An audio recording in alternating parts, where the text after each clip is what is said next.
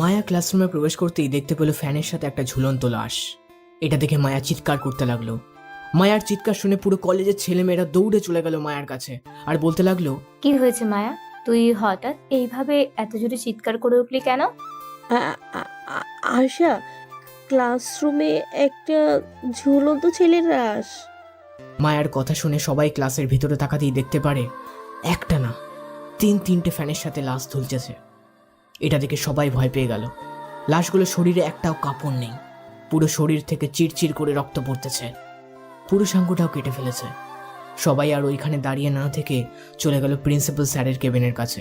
Sir, আমাদের inter first ইয়ারের ক্লাসরুমে 3টা লাশ ঝুলন্ত অবস্থায় দেখতে পেয়েছি। এভাবে দিনের পর দিন যদি কলেজের প্রতিটা ক্লাসে লাশ পাওয়া যায় তাহলে আমরা এই কলেজ ছাড়তে বাধ্য হব। সবার পিছন থেকে একজন বলে উঠল, তোমরা এই কলেজ ছেড়ে কোথাও যাবে না, এই কলেজেই থাকবে, এই কলেজেই লেখাপড়া করবে।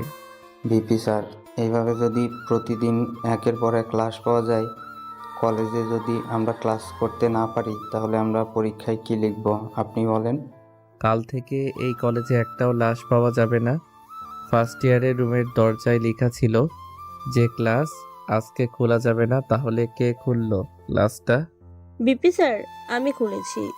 গতকালকে আমার পায়ের একটা নুপুর হয়তো এই ক্লাসেই পড়ে গিয়েছিল, তাই আমি আর ওইটা নিতে আসছিলাম। পরে দেখি এই অবস্থা। এই নাও তোমার নূপুর। যারা ইন্টার ফার্স্ট ইয়ারে পড়ো তারা আজকে ইন্টার সেকেন্ড ইয়ারের বি শাখায় চলে যাও, ওইখানে আজকে তোমাদের ক্লাস হবে। সবাই আস্তে আস্তে চলে যেতে লাগলো। এইদিকে আমি চলে আসলাম প্রিন্সিপাল স্যারের কেবিনে। আমাকে দেখে প্রিন্সিপাল দাঁড়িয়ে গেল আর বলতে লাগলো, ভাই, আপনি এই চেয়ারে এসে বসেন, আমি ওই চেয়ারে এসে বসতেছি। আহ প্রিন্সিপাল স্যার, আপনি আপনার চেয়ারে বসেন না। এই কলেজে যাই হয়ে যাক না কেন, এই খবর যাতে বাহিরে না যায় এটা একটু খেয়াল রাখবেন। আমি আমার কাজ শেষ করে চলে যাব এই কলেজ থেকে। কিন্তু তুমি প্রতিদিন কাউকে না কাউকে খুন করেছো কেন মেঘ? ওরা তোমার কি ক্ষতি করেছে আমাকে কি একটু বলবে? পুরো ডিটেলসে বলতে হবে নাকি শর্টকাটে বলবো? তোমার যেভাবে ভালো লাগে ওভাবেই বলো। তাহলে শোনেন। 2 বছর আগে এই কলেজের ছাদ থেকে লাফ দিয়ে 1 সপ্তাহে 6 জনের মৃত্যু হয়েছে। এটা তো আপনার মনে আছে তাই না? এটা তো মনে আছে, কিন্তু পুলিশ তো বললো যে 6জন মেয়ে আত্মহত্যা করেছে। কেউ আত্মহত্যা করে নাই। এই দেখেন রিপোর্ট। ওই 6 জন মেয়েকে কিডন্যাপ করে নিয়ে তাদেরকে ধর্ষণ করেছে, পরে তাদেরকে ছেড়ে দিয়েছে। যখন ওরা জানতে পারে যে তাদের পেটে বাচ্চা এসেছে তখন তারা আর কোনো উপায় না পেয়ে আত্মহত্যা করে। আমি ওই 6 জন মেয়ের সঙ্গে যারা এমন করেছে তাদেরকে এমনভাবে শাস্তি দিব যাতে আর কোনো দিন দুনিয়ার আলোই না দেখতে পারে। তুমি যা ইচ্ছে করো, আমি তোমাকে বাধা দিব না, তবে একটু সতর্ক থাকবে যাতে এই কথাগুলো মিডিয়াতে না চলে যায়। মিডিয়াতে চলে গেলে বুঝতেই তো পারছো। আমি জানি স্যার, কিন্তু পুলিশ আমাদের কাছে কেন বলল এটা আত্মহত্যা? পোস্টমর্টেম করার পর তো রিপোর্ট এসেছিল, ওইগুলোতে তো স্পষ্টই লেখা ছিল যে আত্মহত্যা। পরে আমাকে একজন ডাক্তার বানিয়েছে যে এমন এমন হয়েছে, জানিয়েছে যে এমন এমন হয়েছে। এরপর আমি ওইখানে যাওয়ার পর এই রিপোর্টগুলা পাই। যারা যারা এমন করেছে তাদেরকে এমনভাবে শাস্তি দিবে মেঘ, আর যাতে অন্য কারোর সাথে এরকম করার আগে 7 বার ভাবতে হয়। ইনশাল্লাহ স্যার। আমি তো মাফিয়া জগৎ থেকে বের হয়ে গেছিলাম, তবুও ওরা আমাকে বের হতে দিল না। আবার আমাকে সেই কালো জগতে ঢুকতেই হলো। কালো জগৎটা তোমার মতো ভালো মানুষের জন্য। তোমার যে কোনো হেল্প লাগলে আমাকে বলবে, আমি সব দিয়ে করব। ঠিক আছে স্যার। আর ওই লাশগুলো একটু পর আমার লোকেরা পুলিশের ছদ্মবেশে এসে নিয়ে যাবে ওদের। ঠিক আছে, এখন তাহলে তুমি যাও। প্রিন্সিপাল স্যারের কেবিন থেকে বেরিয়ে হয়ে চলে আসলাম বাহিরে। এসে দেখি একজন সাংবাদিক এসে প্রিন্সিপাল স্যারের কেবিনের সামনে দাঁড়িয়ে আছে। তাকে দেখে আমি বলতে লাগলাম, কি ব্যাপার স্যার, এইখানে কি করেন আপনি? আজকে ইন্টার ফার্স্ট ইয়ারের ক্লাস রুমে 3টে লাশ পাওয়া গেছে। আমি খবর পেয়েছি তাই এখানে এসেছি। লাশ পাওয়া গেলে তো আর কলেজ চলতো না, তাই না? আপনি একবার চারিপাশে তাকিয়ে দেখেন, সব ক্লাসে ছাত্রছাত্রী আছে। আর আপনাকে কে বলেছে যে এই কলেজে 3টা লাশ পাওয়া গেছে? আমাকে একজন ফোন দিয়ে বলল যে এই কলেজে লাশ পাওয়া গেছে। চলেন আপনাকে দেখিয়ে আনি ইন্টার ফার্স্ট ইয়ারের ক্লাসরুমটা। এই বলে আমি সাংবাদিককে নিয়ে চলে আসলাম। ক্লাসরুমে এসে দেখাতে লাগলাম ক্লাসরুমটা। দেখেছেন সাংবাদিক সাহেব, এইখানে কোনো লাশ নেই। সরি, এই কলেজে আসার জন্য আর কখনোই ভুল ইনফরমেশন পেয়ে আসবো না। Good boy. আচ্ছা, আপনাকে কোন নাম্বার থেকে ফোন দিয়েছে ওই নাম্বারটা আমাকে একটু দেন তো দেখি, এই কলেজের কেউ ফোন দিয়েছে নাকি? 017353398 এই নাম্বার থেকে আমাকে ফোন দিয়েছি। আচ্ছা, এখন আপনি যাইতে পারেন। আর কখনোই যাতে এই কলেজের আশেপাশে না দেখি আপনাকে। স্যার, আর দেখবেন না। সাংবাদিক চলে যেতেই আমি আমার বাইকটা নিয়ে চলে আসলাম বাসায়। বসে বসে টিভি দেখতেছি, এমন সময় কলিং বেল বেজে উঠল। দরজাটা খুলতেই দেখতে পেলাম একটা বোরকা পরা মেয়ে দাঁড়িয়ে আছে। তাকে দেখে বলতে লাগলাম, এই আপনি কে, আর এইখানে এসেছেন কেন? ভাই, আমি মিরাজ। আশেপাশে কিছু লোক দেখতে পেয়েছি, ওদের দেখে সন্দেহ হয়েছে ওরা হয়তো অন্য গ্যাংয়ের লোক, তাই আমি বোরকা পরে এসেছি। ভিতরে আয়। আর ওই নাম্বারটা কার জানতে পারছিস? ভাই, ওইটা হচ্ছে নীল গ্যাংয়ের কারো নাম্বার। আকাশের এনআইডি দিয়ে সিমটা ভেরিফিকেশন করা হয়েছে। এই এনআইডি কার্ড দিয়ে আরও 55টি সিম কার্ড কেনা হয়েছে। এই সিমগুলো কোথায় কোথায় অ্যাক্টিভ আছে আজকে রাতের ভিতরে আমাকে জানাবি। আর তোকে যে যে ছবিটা দিয়েছি ওই লোকটার ব্যাপারে কি জানতে পারছিস? ভাই, ওই লোকটার ব্যাপারে কিছু জানতে পারি নাই, তবে আমাদের লোকেরা খোঁজ করতেছে। আগের মতো তো আর গ্যাংটা স্টার্ট করি নাই। আপনি যদি বলেন তাহলে আমাদের সকল লোকদের ফোন দিয়ে বলবো আবার কাজ শুরু করার জন্য। বলে দে সবাইকে আমি আবার ফিরে এসেছি। আবারও কালো জগৎ চালু হয়েছে। পাপীদের শাস্তি দিতে আমি আবারও ফিরে এসেছি। ঠিক আছে ভাই, এই নেন আপনার আগের ফোন। আগের সকল নাম্বার আছে, আপনি যদি কারোর সাথে যোগাযোগ করতে চান করতে পারেন। মীরার খোঁজ পেয়েছিস তোরা? না ভাই, ভাবির খোঁজ পাই নাই। আর আপনার সাথে ওই ঘটনার পর ভাবিকে আমরা অনেক খুঁজেছি, কিন্তু কোথাও পাই নাই। আর আপনাকে ওরা চিনতে পারবে না, আপনার মুখের তো প্লাস্টিক সার্জারি করা হয়েছে। এই নে, এটা রাখ। যদি রাস্তায় কোনো সমস্যা হয় সাথে সাথে গুলি করে মেরে ফেলবি, পরে যা হবার দেখা যাবে। আর একটা কাজ করতে হবে। কি কাজ ভাই? এই থানার ওসির সকল খবর আমার চাই। সে কার সাথে চলাফেরা করে, কোথায় কোথায় যায়, পাই টু পাই সব খবর আমার চাই। ঠিক আছে ভাই, কালকে আপনি পেয়ে যাবেন সকল খবর। এখন আমি যাই। যা। মিরাজ চলে যেতে মেঘ তার ফোনটা অন করতেই হাজার হাজার ফোন কল, হাজার হাজার মেসেজ আসতে লাগলো। প্রায় 10 মিনিটের মতো মোবাইলটা হ্যাং করেছিল। মেঘ তার ফোনটা হাতে নিয়ে কল লিস্টটা চেক করতে লাগলো। 3 বছর আগে প্রায় 1000 প্লাস মিস কল মীরার, কিন্তু কেউ কোনো ফোন ওঠায়নি। মেঘ ওই সব না দেখে ফোন দিল প্রধানমন্ত্রীর নাম্বারে। এইদিকে প্রধানমন্ত্রী পায়ের উপর পা তুলে আঙুর ফল খাচ্ছে। এমন সময় তার পিএ বলতে লাগলো, স্যার মেঘ ফোন দিয়েছে।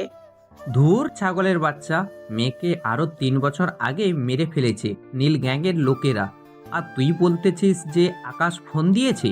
এই দেখেন, ওনার নাম্বার থেকে কল এসেছে। প্রধানমন্ত্রীর নাম্বারটা দেখে চমকে গেল। তাড়াতাড়ি তার পিএ এর হাত থেকে ফোনটা নিয়ে কানের কাছে ধরতেই ও পাশ থেকে মিউজিক আসতে লাগলো। লা লা লা লা লা লা লা লা। কিছুক্ষণ মিউজিক বাজার পর ওই পাশ থেকে বলতে লাগলো, হে মিস্টার প্রধানমন্ত্রী, কি খবর? অনেক বছর পর আপনার সাথে কথা হলো। কেমন আছেন? আগের মতো আপনার গ্যাং চলতেছে নাকি? ভাই, আপনি বেঁচে আছেন? কেন, তুই কি ভাবছিলি আমি মরে গেছি? এত সহজে আমি মরবো না রে। তোদের মতো কুকুরকে যদি আমি হ্যাঁচড়াতে হ্যাঁচড়াতে জ্যান্ত কাপড় না দিতেছি ততদিন আমি মরবো না। শালা কুত্তার লেজ এখনো সজা হয় নাই। বেকা ছিল, এখনো বেকাই আছে দেখছি। তোর কাছ থেকে তো সব কিছুই কেড়ে নিয়েছি। এখন যখন জানতে পেরেছি তুই বেঁচে আছিস, তাহলে তো তোকেও খতম করতে হয়।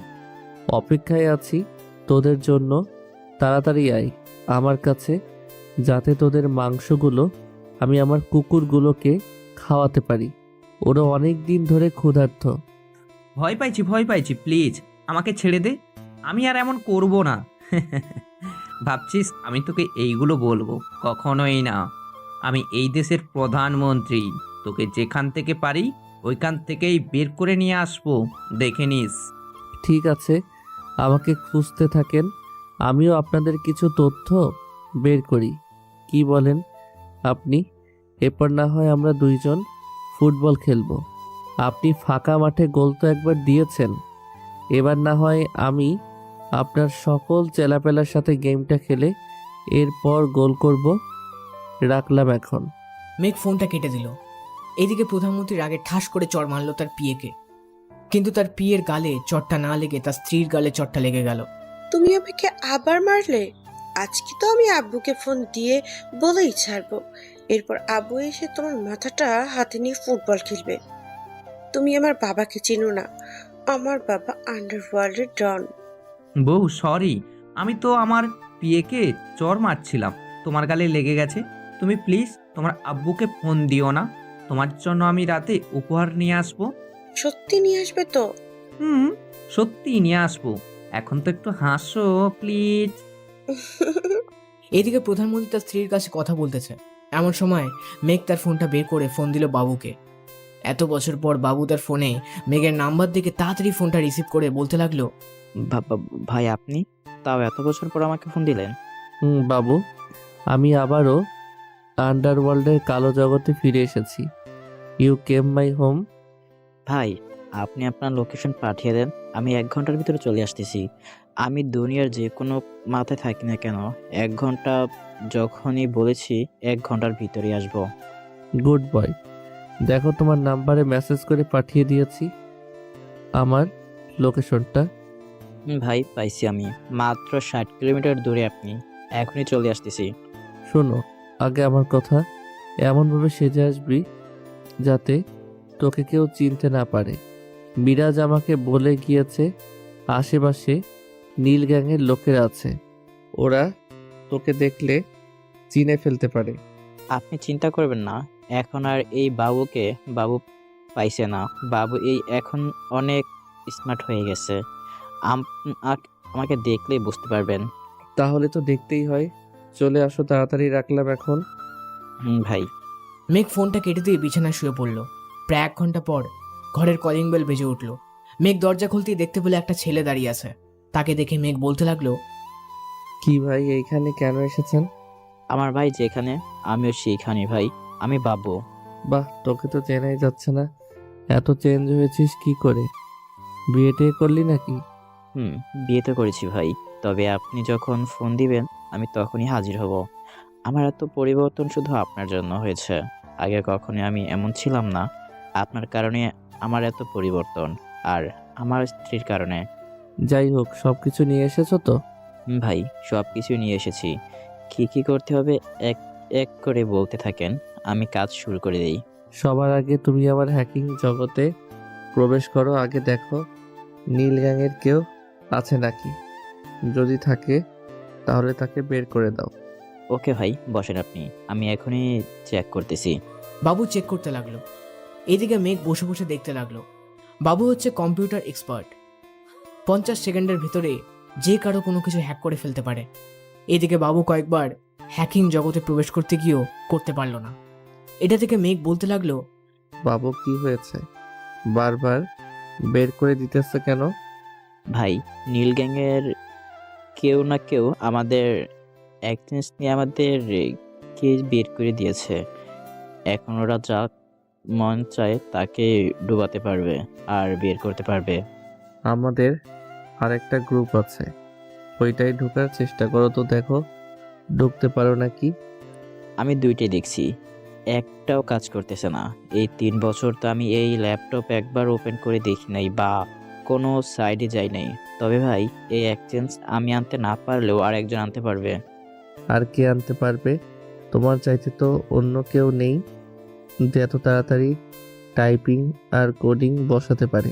ভাই, আমার চাইতেও ভয়ঙ্কর মানুষ আছে।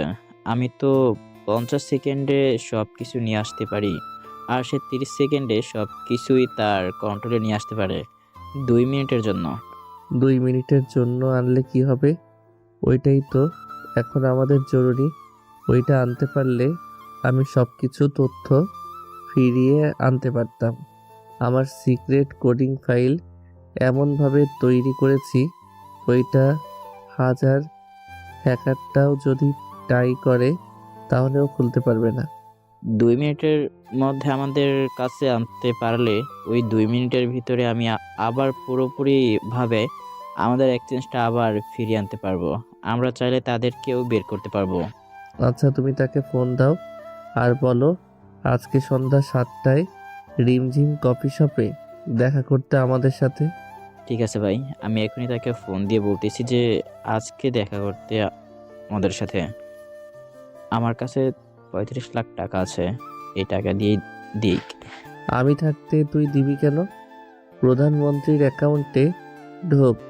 গত 3 বছরে কত কোটি টাকা পাচার করেছে এই দেশ থেকে দেখ, আর কোন কোন অ্যাকাউন্টে টাকা আছে ওই অ্যাকাউন্টগুলো থেকে সকল টাকা আমাদের অ্যাকাউন্টে ট্রান্সফার কর।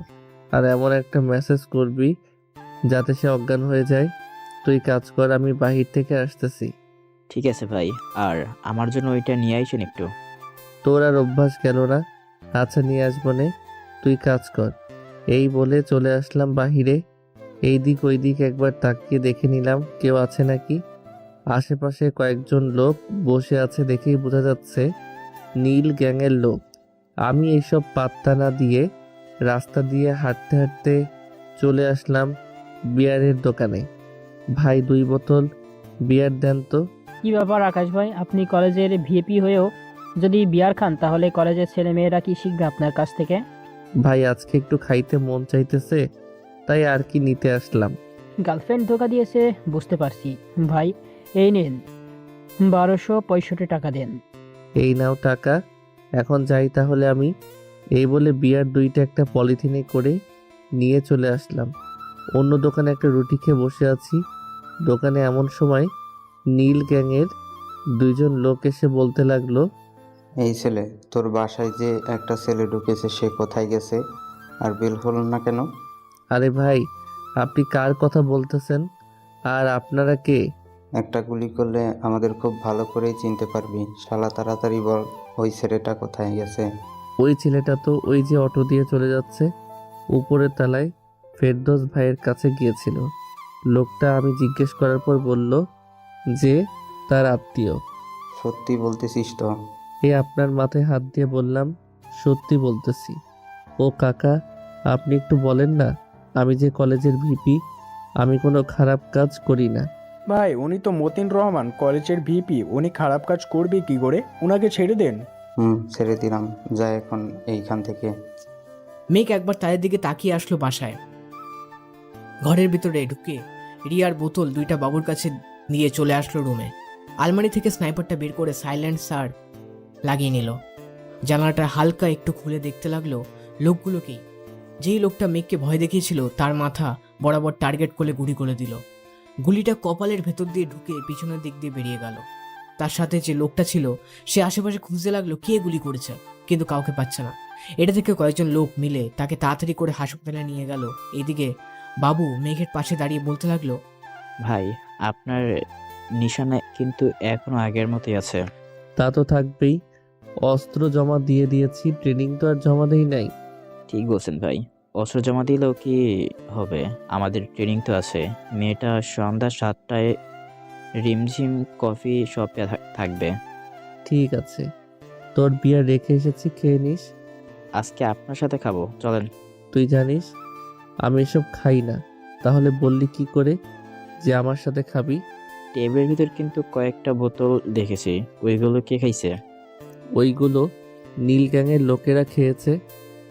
তাদেরকে এক এক করে মেরে ফেলেছি, কিন্তু এখনো জানতে পারি নাই ওই 6 জন মেয়েকে ধর্ষণ করেছে কে। জানতে পারবো খুব সিক্রেট, চিন্তা করবেন না। খুব শীঘ্রই জানতে পারবো। যা তুই খেয়ে নে, আমি একটু ঘুমাই, 6:30টায় ডেকে দিবি আমাকে। ঠিক আছে, ঘুমান তাহলে আপনি। আমি ঘুমিয়ে গেলাম। সন্ধ্যায় বাবুর ডাকে ঘুম ভাঙলো। উঠে ফ্রেশ হয়ে বাবুকে নিয়ে চলে আসলাম রিমঝিম কফি শপে। বেশ কিছুক্ষণ পর একটা মেয়ে আসলো, আমাদের সামনের সিটে বসে পড়লো আর বলতে লাগলো, বাবু ডাকি, আমার টাকা পে করো, এরপর কাজ শুরু করব। আপনি কাজ করেন, টাকা ঢুকে যাচ্ছে আপনার অ্যাকাউন্টে। এই 2 মিনিটের ভিতর টাকা ঢুকে যাবে। জাস্ট 2 মিনিট, এর জন্য আমি অ্যাক্সেস নিয়ে আসতে পারো, বাকিটা তুমি দেখে নিও। বাকিটা আমি দেখে নিব। মেয়েটা কাজ করতে লাগলো। এদিকে মেঘ মেয়েটার আঙুলের দিকে তাকিয়ে আছে। মেয়েটার আঙুলগুলো তার কাছে খুব পরিচিত মনে হচ্ছে, তাই মেঘ বলতে লাগলো, এই যে মিস, আপনার বাঁ হাতটা একটু উপরে উঠান তো। হু আর ইউ? বাবু উনিসব কি বলছে? এখন কিন্তু আমি কাজ না করে চলে যাব। আমার কাজের সময় যদি কেউ আমাকে ডিস্টার্ব করে তাহলে কিন্তু আমাকে কাজে মন ঢুকে না। ভাই, আপনি একটু চুপচাপ বসেন। ঠিক আছে। মেয়েটা কাজ করতে লাগলো। 1 মিনিট পর বাবুকে বলতে লাগলো, বাবু অ্যাক্সেস তোমার ল্যাপটপে চলে গেছে, তা করো, তাড়াতাড়ি করো। আর মিস্টার, এখন বলতে পারেন কি বলবেন? বলেছি আপনার বাম হাতটা একটু উঁচু করেন। আমার বাম হাতে কি দেখছেন যে আপনি বলছেন বাম হাতটা উঁচু করার জন্য? আপনি একটু করেন না, আপনার আঙুলগুলো বেশ পরিচিত মনে হচ্ছে তাই বলতেছি। আর কি। মেয়েটা হাত উঁচু করতেই মেঘ দেখতে পেল তার হাতে সেই চিহ্ন যা মীরার হাতে ছিল। এটা দেখে বলতে লাগলাম, আচ্ছা, আপনার হাতের এই নিশানটা কোথায় থেকে এসেছে? এটা আমার বয়ফ্রেন্ড করে দিয়েছে। বাবু তোমার কাজ শেষ হয়েছে? কাজ শেষ হয়েছে, এখন আপনি যেতে পারেন। কোনো প্রয়োজন হলে আবার আমাকে ডাকবে। ইনশাল্লাহ, আবার প্রয়োজন হলে ডাকবো। মেয়েটা চলে যেতেই মেঘ তার অ্যাকাউন্টটা লগ ইন করে নিল গ্যাংয়ের সকলের অ্যাকাউন্টে। এক একটা করে সিকিউরিটি দিয়ে রাখলো। ওরা যা করে সব মেঘ দেখতে পারবে। ভাই, কাজ শেষ, এখন তাহলে আমরা ঘরে যাই, চলেন। বাবু, মেয়েটা মীরা তাই না রে? কি বলতেছেন ভাই? মীরা ভাবিকে আমরা কোথায় খুঁজে পাই নাই। আর আপনি বলতেছেন এটা মীরা ভাবি?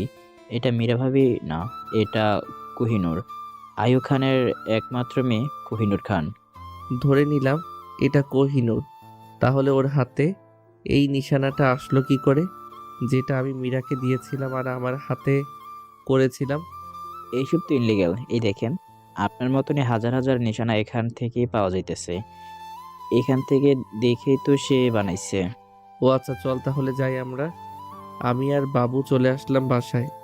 রাতে খাওয়া দাওয়া করে শুয়ে আছি, এমন সময় মিরাজের ফোন কলটা রিসিভ করতে ওই পাশ থেকে মিরাজ বলতে লাগলো, ভাই, এই এসআই এখন প্রধানমন্ত্রীর বাড়িতে আছে। আমি আমার ড্রোনটা পাঠিয়েছি ওর জানালার কাছে, আপনি সব কিছু শুনতে পারবেন। ওরা কি কথা বলতেছে। তুই লুকিয়ে থাক, আমি শুনতে থাকি ওরা কি কথা বলে। মেঘ শুনতে লাগলো ওরা কি কথা বলতেছে। চলুন আমরাও শুনে আসি ওরা কি বলতেছে। স্যার, আপনি এত রাত্রে আসতে বললেন যে আমাকে?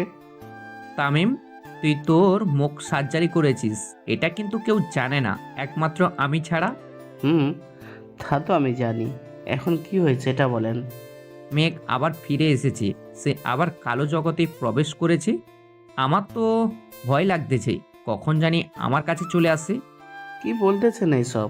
মেঘকে আমরা সবাই এতগুলো গুলি করার পরও সে বেঁচে থাকে কি করে? আপনাকে হয়তো কেউ ভয় দেখিয়েছে। ভয় দেখায় নাই। এই শোন, সেই মিউজিক, সেই কণ্ঠ, এখন আমি কি করব কিছুই বুঝে উঠতে পারছি না। আপনি চিন্তা করবেন না, আমি দেখছি কি করা যায়। মেঘ আমাদের কিচ্ছুই করতে পারবে না। আমি নীল গ্যাংয়ের লিডারকে ফোন দিতেছি আর বলতেছি এক্ষুনি আসার জন্য। এখন এইখানে আসার কোনো দরকার নেই, কালকে আমরা ওর বাসায় চলে যাব, ওইখানেই কথা বলবো।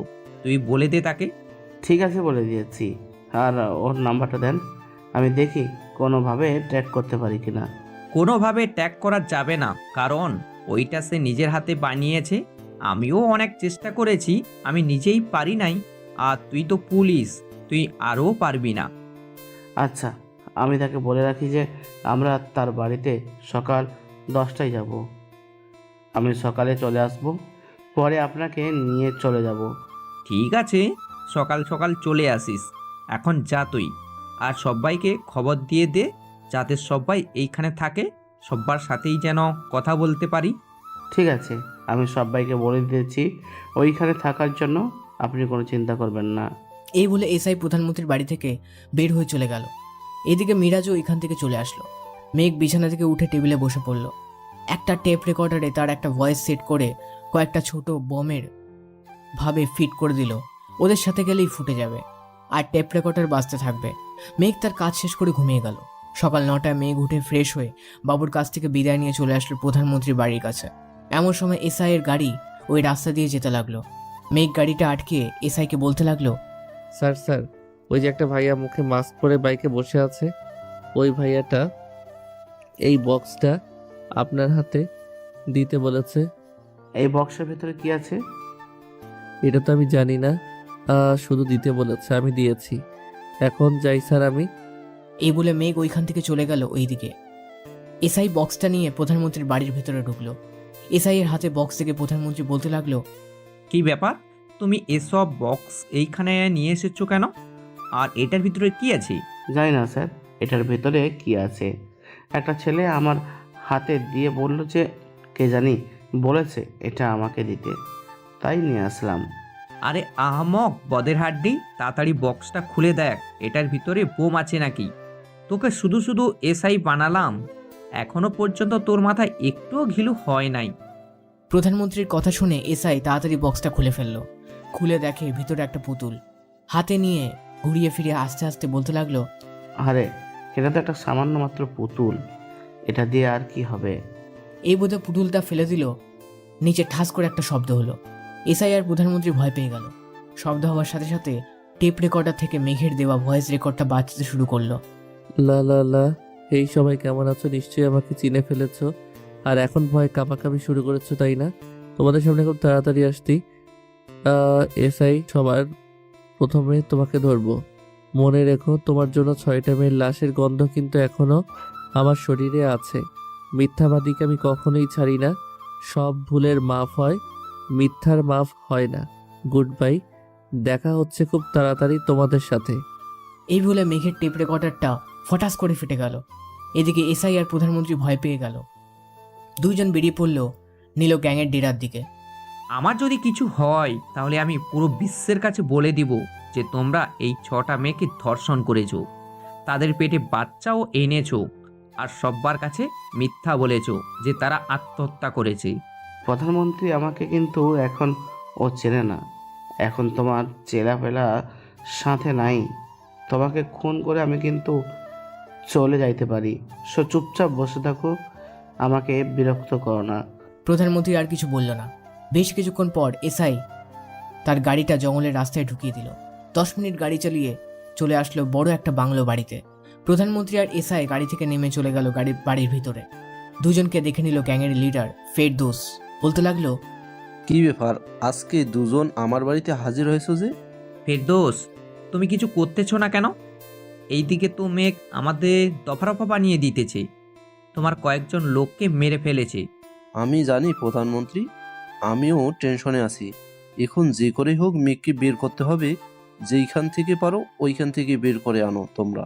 আমাদের কাছে তো আছে তার ছবি, না তো আছে কোনো খবর।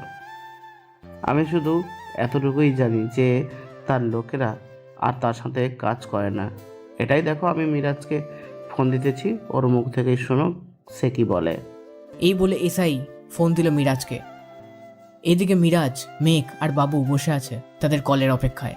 ফোনটা বাজতেই দেখতে পেল এসআই এর নাম্বার। এটা থেকে মেঘ বলতে লাগলো, মিরাজ, ফোনটা তাড়াতাড়ি উঠা দেখি, তারা কতটুকু ভয় পাইছে, আমি ওদের হার্টবিটের শব্দ শুনতে চাই। মিরাজ ফোনটা তুলতেই ও পাশ থেকে এসসি বলতে লাগলো, মিরাজ, শুনেছি মেঘরা কি বেঁচে আছে? স্যার, আপনি কি পাগল হয়েছেন?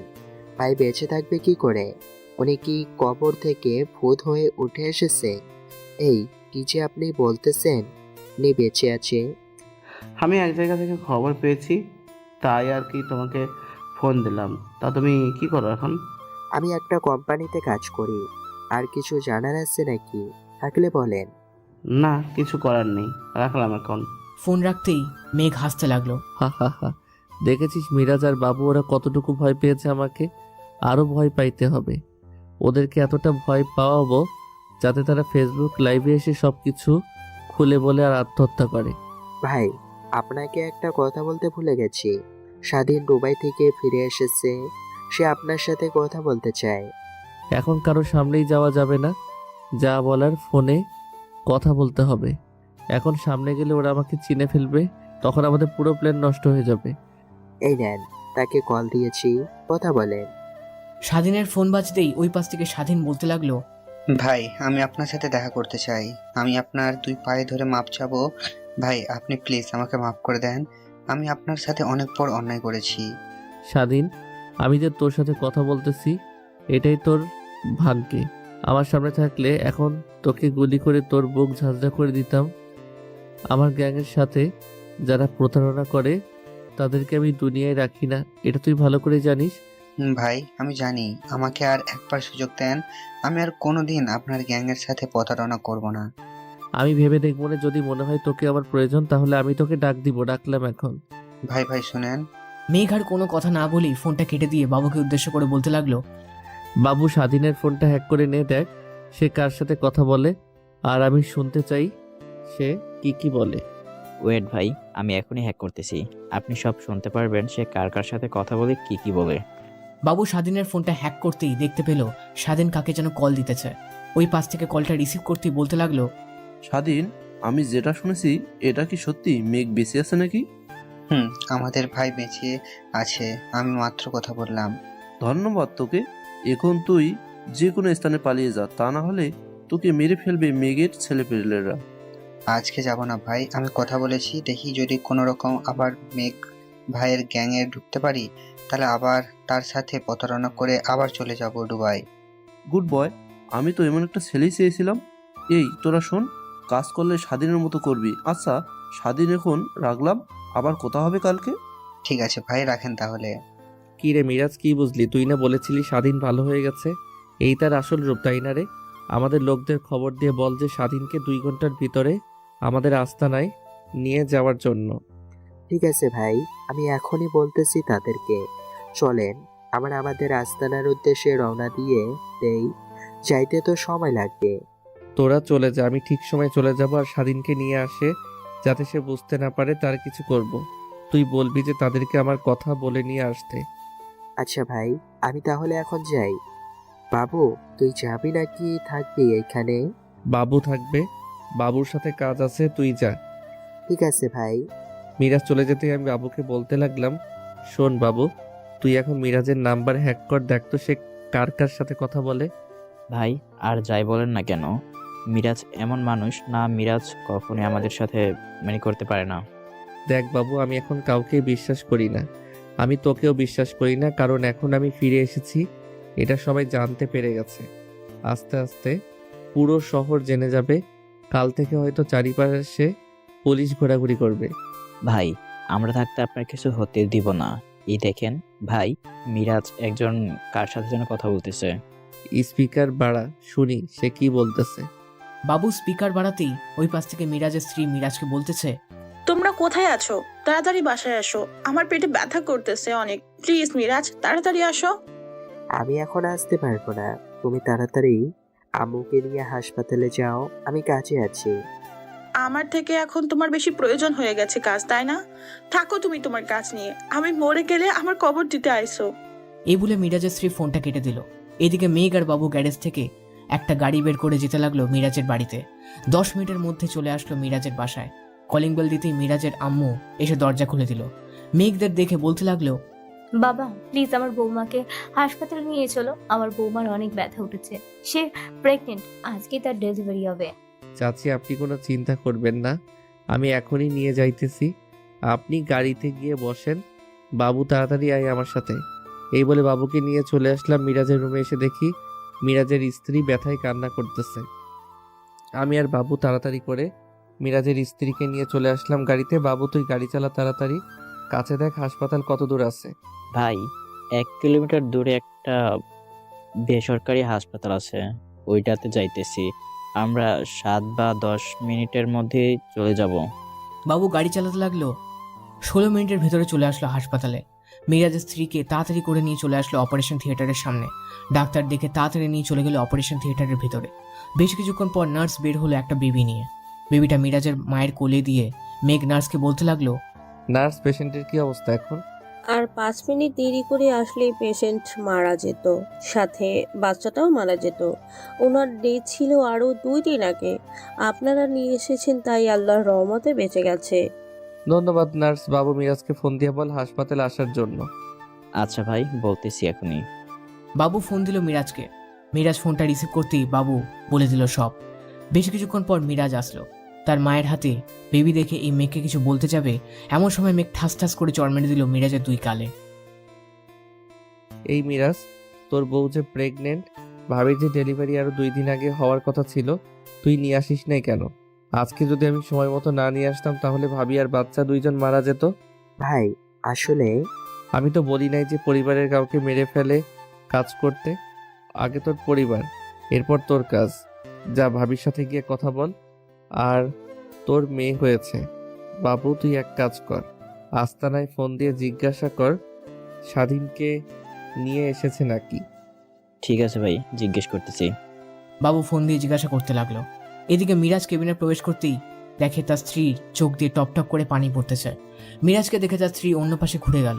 এদিকে মিরাজ তার স্ত্রীর পাশে এসে বলতে লাগলো, রাবিয়া আমাকে মাফ করে দাও, আমার ভুল হয়ে গেছে। কেন এসেছো আমার কাছে? চলে যাও এক্ষুনি। আমি তোমার কিছুই লাগি না।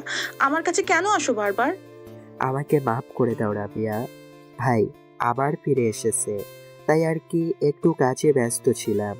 তাই বলে কি আমাকে একবার হাসপাতালে নিয়ে যাইতে পারলে না? তোমার ভাই তো আমাকে নিয়ে এসেছে। উনি যদি না নিয়ে আসতো তাহলে আমি মারা যেতাম এতক্ষণ। চুপ, এসব কথা মুখ দিয়ে বের করবে না কখনোই। তোমার কিছুই হতে দেব না আমি। দাঁড়াও, ভাইকে ডাক দিতেছি।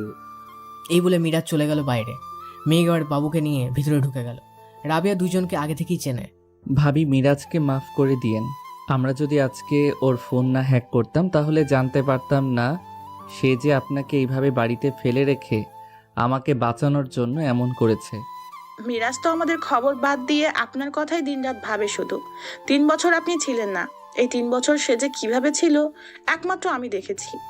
মিরাজ, এখন তো আমাকে হাসপাতালে নিয়ে এসেছো, এখন না হয় চলে যাও। আম্মু তো আছেই। আর আমাদের বাসায় ফোন দিয়ে একটু বলে দাও যাতে ওরাও চলে আসে। মিরাজ, তুই না হয় থাক, আমি আর বাবু চলে যাই ডেরাতে। প্রয়োজন হলে তোকে ফোন দিব, তখন না হয় চলে আসিস। মিরাজকে নিয়েই যান, না হলে সে ছটপট করবে, তখন দেখবেন একাই চলে গেছে। আচ্ছা, তাহলে আপনাদের জন্য কিছু খাবার আর ফল দিয়ে যাই। মিরাজ, তুই না হয় তোর শ্বশুর শাশুড়িকে নিয়ে আয়, ততক্ষণ আমরা এখানেই থাকি। তুই আসলে এরপর না হয় যাব। ঠিক আছে ভাই, আপনি থাকেন এইখানে, আমি 1 ঘন্টার মধ্যে চলে আসব। মিরাজ গাড়িটা নিয়ে চলে গেল তার শ্বশুর বাড়িতে। এইদিকে মেঘ আর বাবু কিছু ফল নিয়ে চলে গেল উপরে। ফলগুলো দিয়ে বারান্দায় এসে দাঁড়িয়ে আছে। এমন সময় দেখতে পেল যে নীল গ্যাংয়ের কয়েকজন লোক হাসপাতালের ভিতর প্রবেশ করতেছে। তাদের দেখে মেঘ বলতে লাগলো, বাবু, নীল গ্যাংয়ের লোকেরা এসেছে। ডাক্তার হোক বা নার্স বা অন্য কেউ, কাউকে কেবিনের ভিতরে ঢুকতে দিবি না। আমি নিচে যাইতেছি। আজ থেকে আমাদের মিশন শুরু হতে চলেছে। ঠিক আছে ভাই, আপনি যান, আমি এই দিকটাই দেখতেছি। আমি চলে আসলাম নিচে, গেটের সামনে দাঁড়িয়ে আছি। ওরা যেই ভিতরে ঢুকতে যাবে এমন সময় কোমর থেকে 2টা পিস্তল বের করে ওদেরকে গুলি করতে লাগলাম। কিছুক্ষণের মধ্যে হাসপাতালের সামনে লাশ পড়ে গেল 20 জনের। চারিপাশে রক্তের বন্যা। এমন সময় মিরাজ গাড়ি নিয়ে প্রবেশ করলো হাসপাতালের ভিতরে। সামনে লাশ আর লাশ দেখে ভয় পেয়ে গেল আর ভাবতে লাগলো, ভাই এর কিছু হয় নাই তো? এই বলে গাড়িটা থামিয়ে তাড়াতাড়ি করে গাড়ি থেকে নেমে গেল। ভিতরে ঢুকতে যাবে এমন সময় দেখতে পেল মেঘ দাঁড়িয়ে আছে বাইরে। মেঘকে দেখে দৌড়ে চলে গেল মেঘের কাছে আর বলতে লাগলো, ভাই আপনার কিছু হয় নাই তো? তুই থাকতে আমার কি হবে রে মিরাজ? তোর মতো যদি একটা ভাই থাকে আমার, কেউ কিছুই করতে পারবে না। এক কাজ কর, ভাবিকে এখানে রাখা যাবে না। নীল গ্যাংয়ের লোকেরা আমাদের খবর পেয়ে গেছে। আমি ডাক্তারের সাথে কথা বলতেছি, তুই সব কিছুর ব্যবস্থা কর।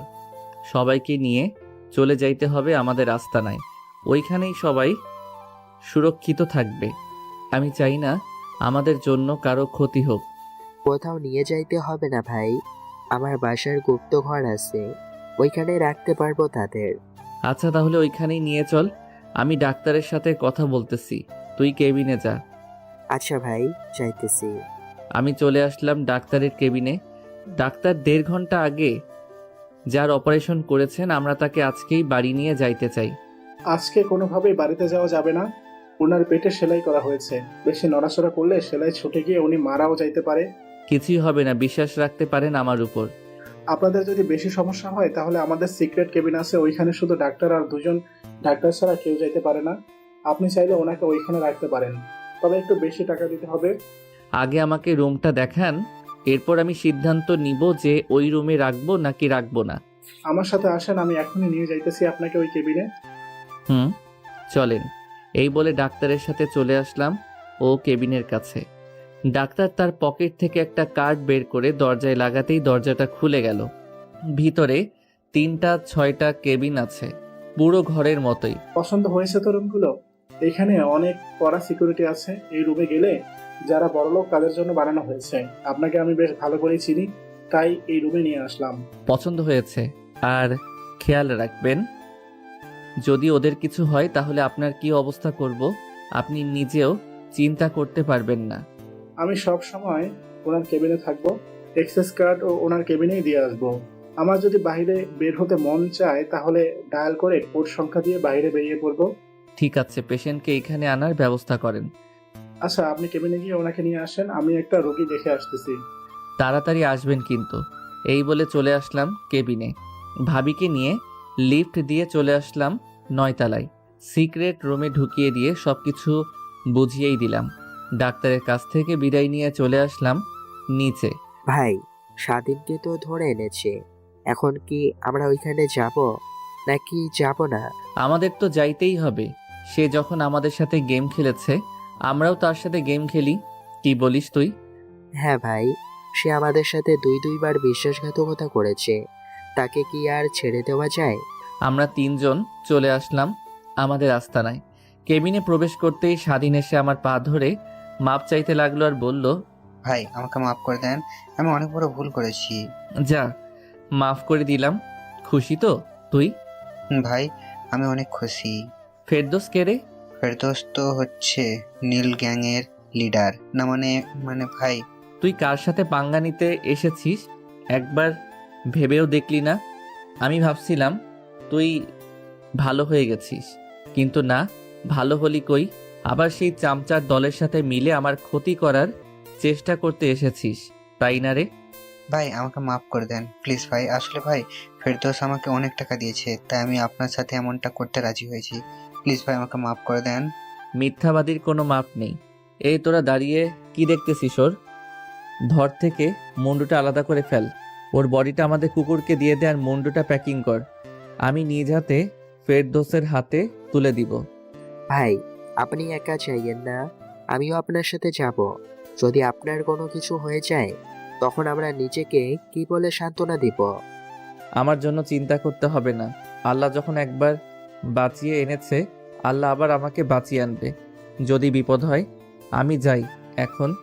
বাবু তুই আমার বাড়িতে চলে যা, আর মিরাজ তুই খোঁজ লাগা প্রধানমন্ত্রী আর কোন কোন অপরাধে জড়িত আছে।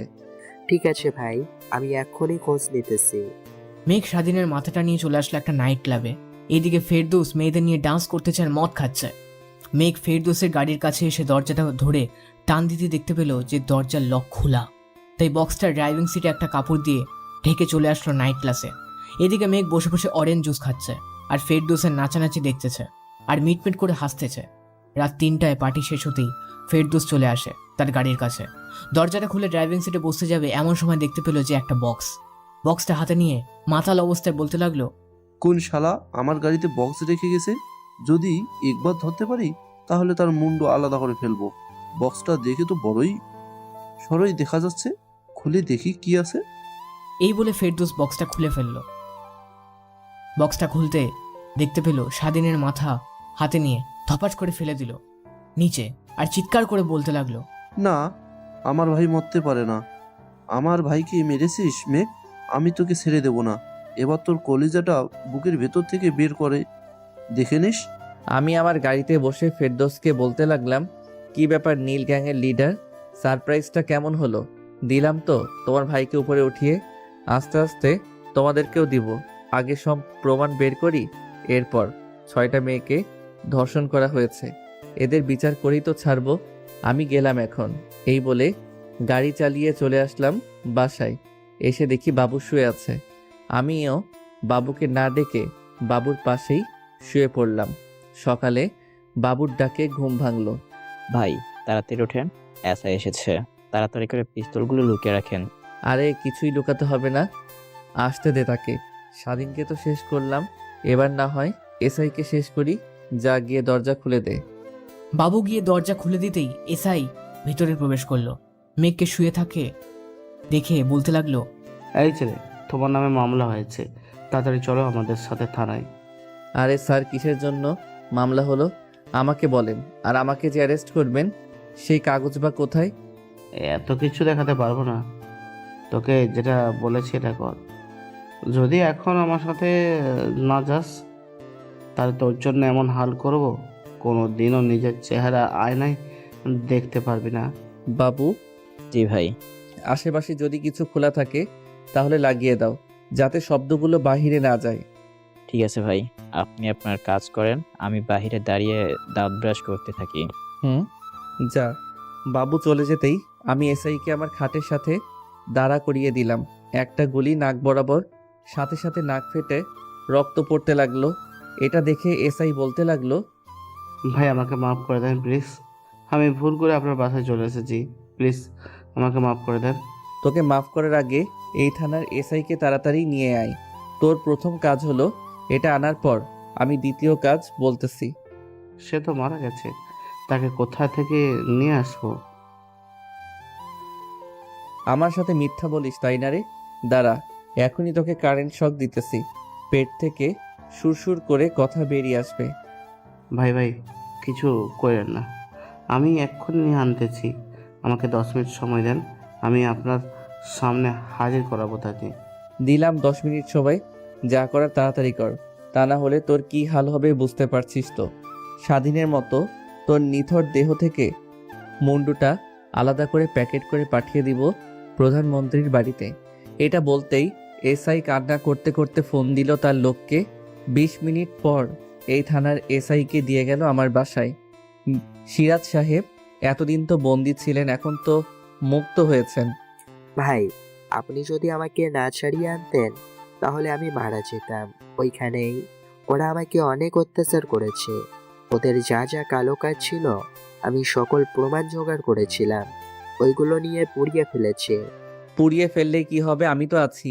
আমার কাছ থেকে তো কোনো কিছুই লুকাতে পারবে না, তাই না? এখন এটার কি শাস্তি দিব বলেন? আপনার মাল আপনি ধরে এনেছেন, আপনি যা করার করেন, আমি বাধা দিব না। ঠিক আছে, তাহলে তুমি একটু দাঁড়াও, আমি লাইভটা শুরু করি। এই বলে আমি আমার ফোন থেকে লাইভ শুরু করলাম। বেশ কিছুক্ষণের মধ্যে হাজার হাজার মানুষ জয়েন হতে লাগলো লাইভে। এইদিকে এসআই বলতে লাগলো, 2 বছর আগে যে 6টা মেয়ে মারা গেছে তারা এমনই মারা যায়নি, তারা অন্য কারণে মারা গেছে। অন্য কারণটা না হয় আমাদের প্রধানমন্ত্রী বলবে। আপনারা আমার সাথেই থাকেন, খুব শীঘ্রই প্রধানমন্ত্রীকেও লাইভে আনতেছি। আজকের মতো এখানেই সমাপ্ত। সিরাজ সাহেব, এটাকে নিয়ে একটু ঠান্ডা করেন, কাল কোটরিতে রাখবেন এইটাকে। ঠিক আছে ভাই, কাল কোটরিতে না অন্য একটা জায়গায় রাখবো। রাতে কয়েকদিন না খেয়ে ভয় পেয়েই মারা যায়, এমন জায়গাও আছে আমাদের জেলে। তাহলে তো আরো বেশি ভালো হলো, দিয়ে যান তাড়াতাড়ি, আমি প্রধানমন্ত্রীকে নিয়ে আসতেছি কিছুদিন পর। ঠিক আছে ভাই, আজকে তাহলে আমি গেলাম। এই কুত্তার বাচ্চা, ড্রেস খোল আমার, আমাকে অনেক জ্বালিয়েছিস, আজকে থেকে আমি তোদের জ্বালাবো। এই বলে সিরাজ তাকে নিয়ে চলে গেল থানায়। এইদিকে প্রধানমন্ত্রীর অবস্থা খারাপ, সে না তো পারতেছে ঘুমাইতে, না পারতেছে খাইতে। ফেরদৌসের ডেরায় বসে আছে 2 জন। ফেরদৌস, মেঘ তো একের পর একজনকে ধরেই নিয়ে যাইতেছে, তুই কিছু একটা কর, তুই না করলে যে আমরা সবাই মারা যাব। এখন কিছুই করা যাবে না, টোপ বুঝে ডুব গিলতে হবে। আচ্ছা, মেঘের পরিবারে আর কেউ আছে নাকি? সবাইকে তো আমরা মেরে ফেলেছি, আর কেউ নেই। আর থাকলেও অন্যান্য মাফিয়ার লোকেরা তাদের মেরে ফেলেছে। তাহলে আমরা কিভাবে মোকাবেলা করব তার সাথে? তাদের তো মরতেই হবে। চলেন এক কাজ করি, আমরা আমাদের দলবল নিয়ে মাঠে নেমে পড়ি, যা হবার হবে। এসআইকে তো ধরে ফেলেছে, আগের এসআইকে ছাড়িয়ে নিয়েছে। এখন যদি আমরা বের হই, জনগণ বুঝি আমাদের আস্ত রাখবে, তাই না? চুপচাপ বসে থাকো, সুযোগ বুঝে এই বাংলাদেশ থেকে পালিয়ে যাব। আমি আমার পিএকে ফোন দিয়ে বলতেছি যে 650 কোটি টাকা আমার ছেলে আর আমার মেন অ্যাকাউন্টে পাঠিয়ে দেওয়ার জন্য। পরে সুযোগ বুঝে আমি আমার পাসপোর্ট নিয়ে এই দেশ থেকে পালিয়ে যাব। এ তো সহজ মনে করো না। মেঘ হচ্ছে একটা শকুন, সে আসমানে ওড়াল পারলেও ও নিচেও তার খাবারের জিনিসটা সে দেখতে পায়। আমাদের দেখলেই সে থাবা দিয়ে নিয়ে চলে যাবে। এক কাজ করি, কালকে রাতে আমি আমার ট্রলারে করে অন্য একটা আষ্টে চলে যাই, পরে না হয় আপনি আসেন। তুমি আমাকে ফেলে রেখে চলে যাবে তা তো আমি হতে দিব না। আচ্ছা, সত্যি করে বলো তো, এই 6টা মেয়েকে দর্শন করেছে কে, আর তারা বুঝলো না কিভাবে? তাদের ধর্ষণ করেছে আমাদের বস। আপনি তো আমাকে বস বস করে ডাকেন, কিন্তু আমি বস না, আমাদের বস আরেকজন। সে কে আবার? বলে দিলে হবে না, সে তার কাজ করতেছে। যখন দেখবে আমাদের বিপদ, তখন সে তার কাজ শুরু করে দেবে। তো আমরা দেশের বাইরে পালিয়ে গিয়ে কি করব? আমাদের বস না হয় আমাদের এসে বাঁচাবে। আগে দেখো সে নিজে বাঁচতে পারে কি না শকুনের হাত থেকে, এরপর না হয় আমাদের বাঁচানোর কথা বলল তাকে। আমরা তার হয়ে এত বছর কাজ করেছি, সে আমাদের বাঁচাবে না তো কি করবে? আমরা তার কর্মচারী হয়ে তো পড়লাম বিপদে। বেশি কথা বলো না তো, এমনিতেই তোমার কথা শুনে মাথা ব্যথা করতেছে। আমার যাওয়া কেবিনে গিয়ে শুয়ে থাকো। প্রধানমন্ত্রী আর কিছু না বলে চলে গেল কেবিনে। এদিকে মেঘ প্রধানমন্ত্রীকে নিয়ে আসার জন্য প্ল্যান করতেছে। এমন সময় মিরাজের ফোনটা বেজে উঠল।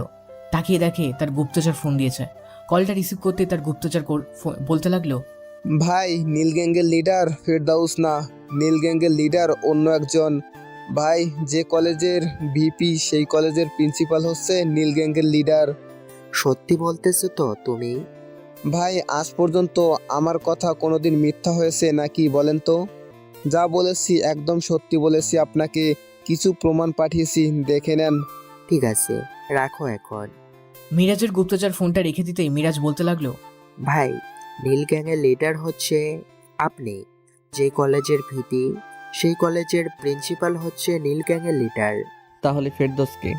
এটা আমি জানি না ভাই, তাদের ধরলেই জানতে পারবো।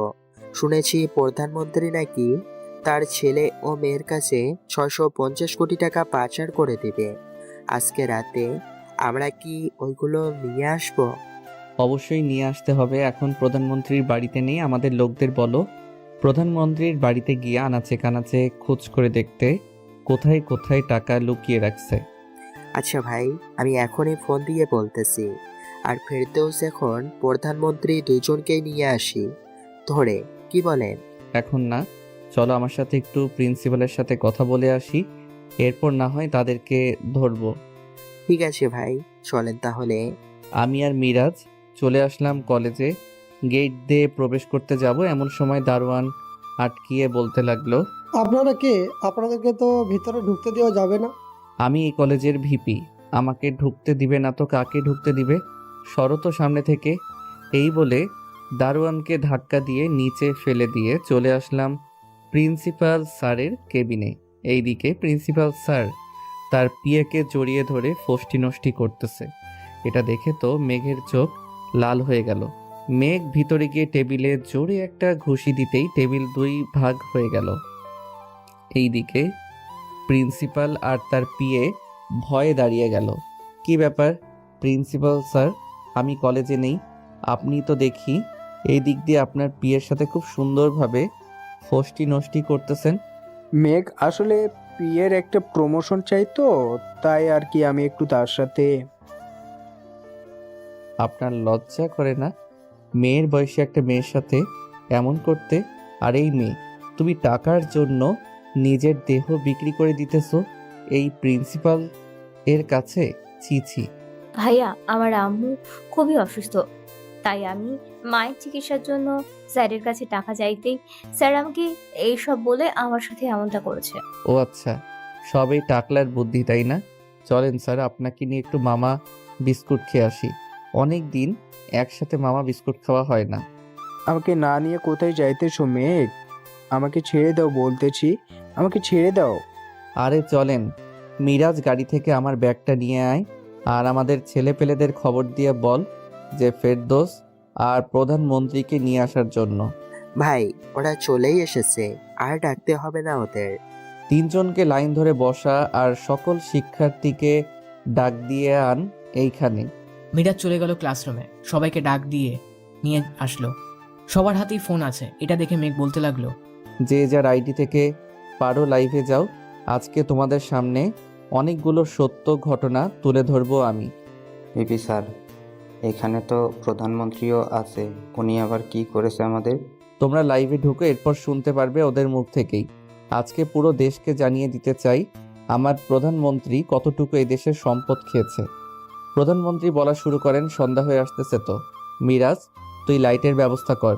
কয়েকদিন ভাই মিরাজের সাথে যাও লাইভ দেখতে দেখতে। আর আপনি চুপ করে বসে আছেন কেন? বলতে থাকেন, যত তাড়াতাড়ি বলবেন তত তাড়াতাড়ি ছাড়া পাবেন। আমি আমার দেশ থেকে অনেক টাকা আমার ছেলে মেয়ের কাছে পাচার করে দিয়েছি। অনেক টাকা বলতে কত টাকা আপনি পাচার করেছেন মোট? আমরা ওইটা জানতে চাইছি। আর কি কি করেছেন ওইটা বলেন। প্রায় 1,60,কোটি টাকার পাচার করেছি আমি এই দেশ থেকে। আর একটা মেয়েকে ধর্ষণ করেছি, আবার তাকে মেরেও ফেলেছি। এই তো সোজাসুজি বলে দিয়েছেন, কত সুন্দর হয়েছে তাই না? এখন আপনার শাস্তি দিব। মিরাজ আমার ব্যাগটা দে। এই নেন ভাই আপনার ব্যাগ। আমার ব্যাগের ভিতর থেকে কয়েকটা তার কাটা বের করে আর একটা হাতুড়ি বের করে নিয়ে চলে আসলাম প্রধানমন্ত্রীর কাছে।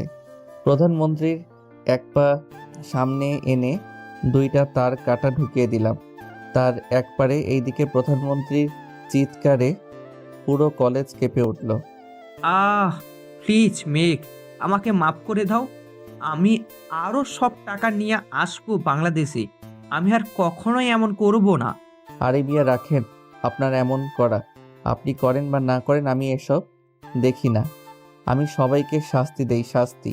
এই বলে আরেকটা পায়ে আরো কয়েকটা তার কাটা ঢুকিয়ে দিলাম। প্রধানমন্ত্রীর চিৎকার পুরো দুনিয়া শুনতেছে। আমি এবার চলে আসলো ফেরদৌসের কাছে। ফেরদৌসের সকল তথ্য ফাঁস করে দিয়ে তার জিহ্বাটা কেটে ফেলে দিলাম। দুই পায়ের দুইটা রক কেটে দিল, পা থেকে আর মুখ দিয়ে গড়গড় করে রক্ত বের হতে লাগলো। এইদিকে আমি ফেরদৌসকে লাথি মেরে সরিয়ে দিলাম ওইখান থেকে। এবার চলে আসলাম প্রিন্সিপাল স্যারের কাছে। প্রিন্সিপাল স্যার, আপনি আপনার আসল পরিচয় দিবেন নাকি আমি দিয়ে দিব? আমার পরিচয় নেওয়ার আগে তুমি মর এবার। এই বলে প্রিন্সিপাল আকাশের বুক বরাবর দিকে দিল গুলি করে। এটা দেখে মিরাজ তার কোমর থেকে পিস্তলটা বের করে প্রিন্সিপালের দুই হাতে 20টা গুলি করে দিল। এইদিকে মেঘ যেই মাটিতে ডলে পড়ে যাবে এমন সময় মিরাজ তাড়াতাড়ি করে আকাশকে ধরে ফেলে। এই তোরা তাড়াতাড়ি ভাইকে নিয়ে গাড়িতে ওঠা, আর তোমরা এই প্রিন্সিপালের খেয়াল রাখবে, ওর বিচার ভাই ছাড়া আর কেউ করবে না। মিরাজ মেঘকে গাড়িতে উঠিয়ে তাড়াতাড়ি করে নিয়ে আসে হাসপাতালে। মেঘের অবস্থা খারাপ দেখে ডাক্তার তাড়াতাড়ি অপারেশন থিয়েটারে নিয়ে যায় মেঘকে। বেশ কিছুক্ষণ পর একজন নার্স এসে বলতে লাগলো, রোগীর শরীর থেকে অনেক রক্ত বের হয়ে গেছে, তাড়াতাড়ি পজিটিভ 2 ব্যাগ রক্তের ব্যবস্থা করেন, না হলে রোগীকে বাঁচানো সম্ভব না। নার্স, আমার এ পজিটিভ রক্তের গ্রুপ, আমার থেকে রক্ত নিতে পারেন 2 ব্যাগ। আপনি তাড়াতাড়ি আসেন আমার সাথে। নার্স মিরাজকে নিয়ে চলে যায় কেবিনে, এক হাত থেকে রক্ত দিয়ে থাকে। এইদিকে ডাক্তাররা মেঘের বুক থেকে গুলিটা বের করেই সেলাই করে দেয়। বেশ কিছুক্ষণ পর অপারেশন শেষ হতেই দুইজনে শুয়ে থাকে হাসপাতালে। মেঘের গুলি লেগেছে শুনে পুরো শহরের লোকেরা চলে আসে হাসপাতালের সামনে। এদিকে মিরাজ 2 ব্যাগ রক্ত দেওয়া শেষ করে বাইরে আসতেই দেখতে পেল হাজার হাজার মানুষের ভিড়। এটা থেকে মিরাজ একটা মাইক নিয়ে বলতে লাগলো, আপনারা এইখানে এসেছেন, আমরা অনেক খুশি হয়েছি। এখন যদি এইভাবে চিৎকার চেঁচামেচি করেন তাহলে হাসপাতালের মানুষদের অনেক ক্ষতি হবে। আপনারা শান্তি হয়ে সাইড হয়ে বসেন। রাস্তা বন্ধ হয়ে আছে, গাড়ি চলাচল করতে পারতেছে না। আমাদের ভাইকে আমরা দেখতে চাই। আমাদের ভাই সুস্থ হবে। এদিকে মেঘের জ্ঞান ফিরতেই এত মানুষের হাঙ্গামা দেখে মেঘ আস্তে আস্তে বেড থেকে নেমে চলে আসে বারান্দায়। এত মেঘকে দেখে সবাই ভাই ভাই বলে চিৎকার করতে থাকে। এইদিকে ডাক্তার আর নার্স চলে আসে মেঘের কাছে। মেঘকে দাঁড়িয়ে থাকতে দেখে ডাক্তার বলতে লাগলো, ভাই আপনি কেবিনে গিয়ে শুয়ে পড়েন, মাত্র আপনার জ্ঞান ফিরেছে, এখন হাঁটাচলা করলে আপনার সমস্যা হতে পারে। ঠিক আছে ডাক্তার। মিরাজ, তুই এক কাজ কর, প্রিন্সিপালকে হাসপাতালে ভর্তি করা। আমি সুস্থ হওয়ার পর আবার তাকে লাইভে নিয়ে সব প্রমাণ করব। ঠিক আছে ভাই, আমি তাকে নিয়ে আসতেছি, আপনি এখানে বসুন। মেঘ আর কিছু না বলে ঘুমিয়ে গেল। রাতে ঘুম ভাঙলো মেঘের। উঠে ফ্রেশ হয়ে হালকা কিছু খেয়ে নিল। দেখতে দেখতে কেটে গেল 7 দিন। এই 7 দিন মেঘ হাসপাতালে ছিল। আজকে অনেকটাই সুস্থ আছে মেঘ। তাই আবারও প্রিন্সিপালকে নিয়ে চলে আসলো কলেজ মাঠে। আবারও লাইভ শুরু করলো। প্রিন্সিপাল, এখন বলা শুরু করো তোমার কুকর্মের ফলগুলো, আর তোমার আসল পরিচয় কি তা সবাইকে বলে দাও। আমি হচ্ছি নীল গ্যাংয়ের লিডার। আপনারা এতদিন জেনে এসেছেন নীল গ্যাংয়ের লিডার ফেরদৌস, কিন্তু ফেরদৌস নীল গ্যাংয়ের লিডার না, ফেরদৌস ছিল আমার ডান হাত। আমি তাকে যা বলতাম সে তাই করতো। সে আমার জায়গায় বসেছে ঠিকই, আমি যা যা বলেছি সে তাই তাই করেছে। 2 বছর আগে যে 6টা মেয়ে ছাদ থেকে লাফ দিয়ে মারা গেছে, ওদের কারণ আত্মহত্যা না, ওদের কারণ হচ্ছে অন্য একটা। তাহলে ওদের কারণে কি আজকে আমাদের সামনে বলেন, পুরো দুনিয়া শুনুক।